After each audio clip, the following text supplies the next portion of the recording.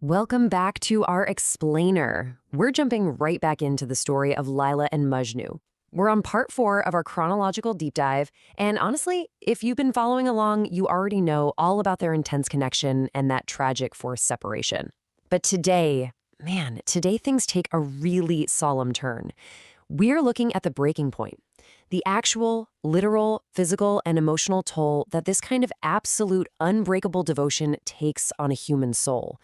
So get ready, because the emotional gravity of this part, it's completely off the charts compared to what we've covered so far. Time had changed everything, but one thing did not change: Laila and Majnu's love. We're actually going to skip our usual agenda today because, honestly, that one sentence, it just perfectly sets the mood. Years have passed, right?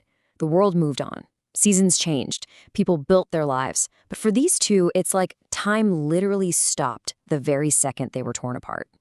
Let's see exactly what that looked like on the ground. Section 1. Unbreakable love and separation. So look at this contrast. Over on one side, we have Laila. She's stuck in this marriage where happiness is basically impossible. She's just going through the motions, right? Mechanically checking the boxes of her societal and domestic duties. To the outside world, she looks like she's functioning just fine. But inside, her heart is entirely anchored to her memories of Majnu. Now flip over to Majnu's side. He's this lonely traveler, just wandering the brutal desert.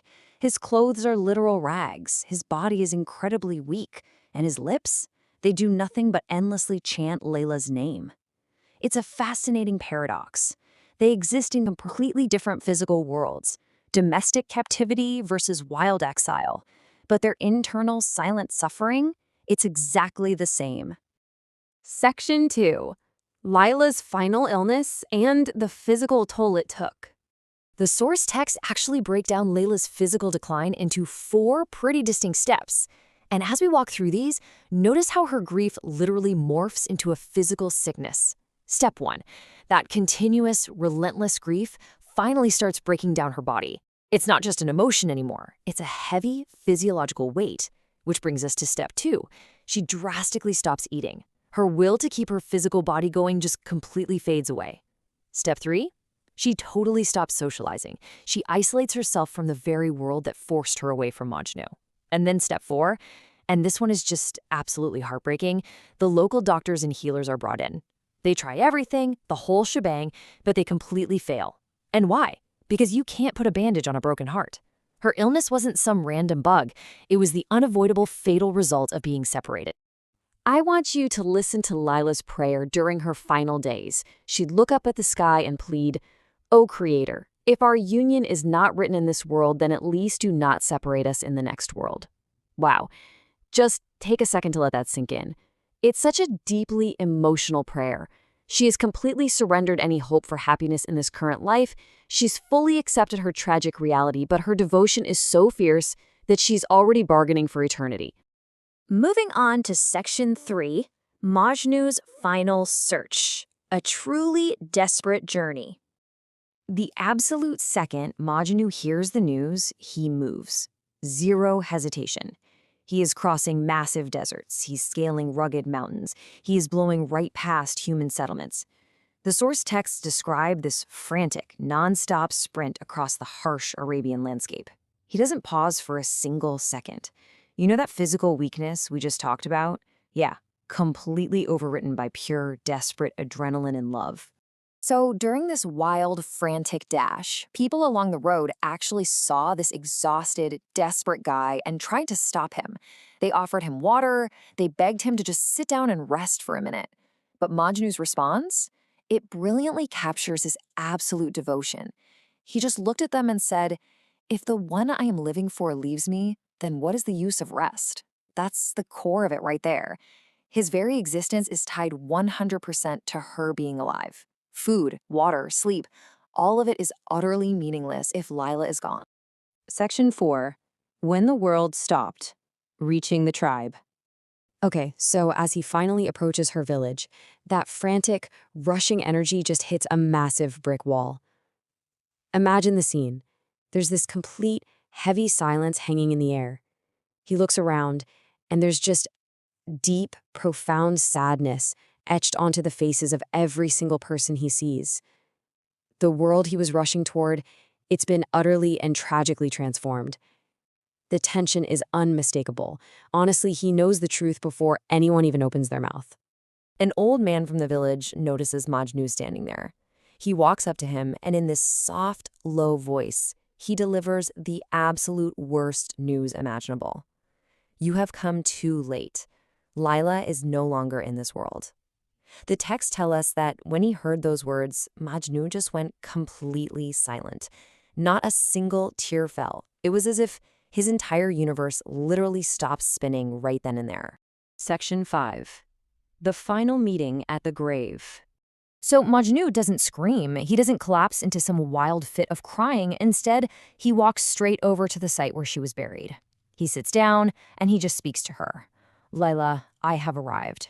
This time no one will be able to separate us. This quote is a huge turning point. It shows his ultimate acceptance of their tragic fate, but it also shows his realization that, finally, in death, all those societal walls that kept them apart are completely powerless. What he does at the grave is incredibly haunting. He just gently strokes the sand. He sits there for hours on end, reciting his beautiful, sorrowful poetry. Sometimes he just quietly stares at the earth. But the most striking detail from the source text is that last point. There is this strange, painless peace in his eyes.